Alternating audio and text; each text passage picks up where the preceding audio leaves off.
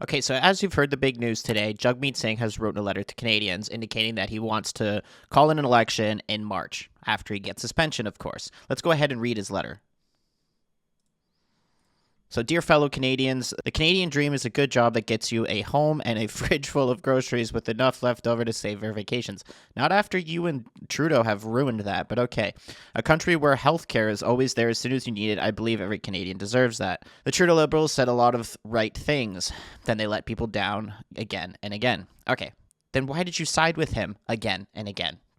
Let's keep going on. Justin Trudeau failed in the biggest job a prime minister has, to work for the people, not the powerful, to focus on Canadians, not themselves. Okay. The Liberals don't deserve another chance. That's why the NDP will vote to bring down this government and give Canadians a chance to vote for a government who will work for them. You mean Pierre Poilievre. No matter who is leading the Liberal Party, the government's time is up. We will put forward a clear motion of non-confidence in the next sitting of the House of Commons. So just as you guys know, the House doesn't resit until January 27th, so that's the earliest that we can get something going. I call for Justin Trudeau to resign, and he should. Yes, we heard you say that last week. He can't fix healthcare, he can't build homes you afford, he can't lower your bills. I always fought for the people. I fought like hell to get dental care, free birth control, and diabetes medication. Okay, here's his little pitch now. I didn't give up when Justin Trudeau said no, and I won't let Pierre Poilievre take it all away. Well, you don't have a choice. The polls are showing that Pierre Poilievre is going to be prime minister.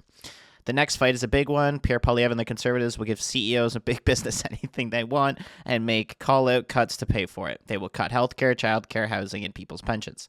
I hope he cuts your pension, but anyway, Canadians can come together and build a country where we take better care of each other, a country where we create good jobs, stand up to the threats of Trump tariffs, and he ended a period there and then put "and" as a capital. That's so not punctual, and where everyone has a chance to succeed. I will be working hard to build a movement that can win in the next election. Join me in this fight. I think it's funny that he actually thinks he has a chance against the Conservatives, man. You're not even going to be above the block. Polls show right now that Blanchet will be the leader of the opposition. But anyway, let's hear what the mainstream media has to say about this. The NDP leader, Jagmeet Singh, perhaps the most dramatic shift, I don't know if it was so dramatic, a shift, let's just call it a shift, from the other day saying that the Prime Minister needed to resign on Monday to now saying this in a letter, quote, the Liberals don't deserve another chance. That's why the NDP will vote to bring this government down and give Canadians a chance to vote for a government who will work for them.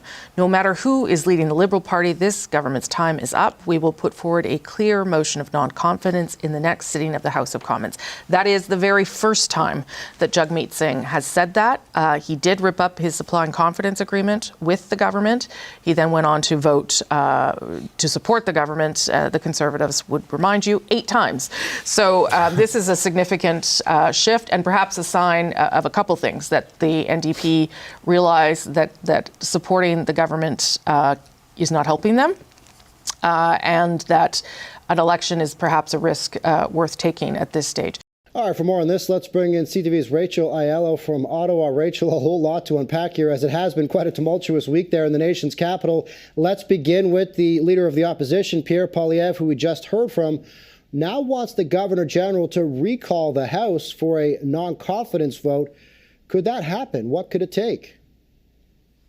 Yeah, Scott, another remarkable day here on Parliament Hill. So our indications are, I was in that press conference there with Mr. Poilievre, that he will imminently be writing to the Governor General making this request. Now, in terms of what happens from here is a big question mark. I would say we're kind of in unprecedented territory. So we will see. We've reached out to the Governor General's office about what her response to this request will be. But as you noted off the top there, Mr. Poilievre's assertion here is based on the rapidly unfolding series of events that have happened just today, really. Now that we have the NDP saying that they are ready to vote non-confidence in Justin Trudeau in 2025 being when the House was next supposed to sit. They wrapped up for the week. Aren't supposed to be back until January 27th. And then Poilievre was noting, because there are now more than a dozen Liberal MPs who have expressed that they want Trudeau to go, he is reading that as they have lost confidence in him. When you add up all of those MPs, it's around 70%.